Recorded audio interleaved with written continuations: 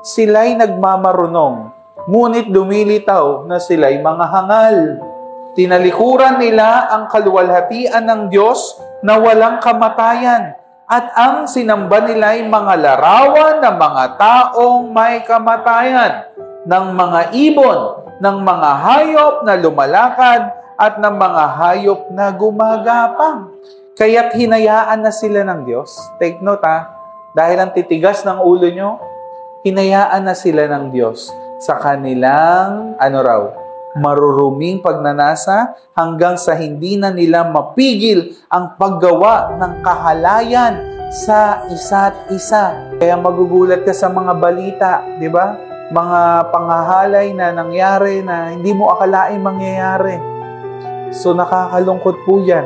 Pero, sabi dyan, verse 25, tinalikuran nila ang katotohanan tungkol sa Diyos at pinalitan ng kasinungalingan. Sinamba nila at pinaglingkuran ang mga nilikha sa halip na ang lumikha na siyang dapat papurihan magpakailanman.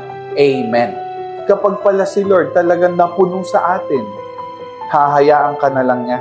Kung anong gusto mo, bahala ka na.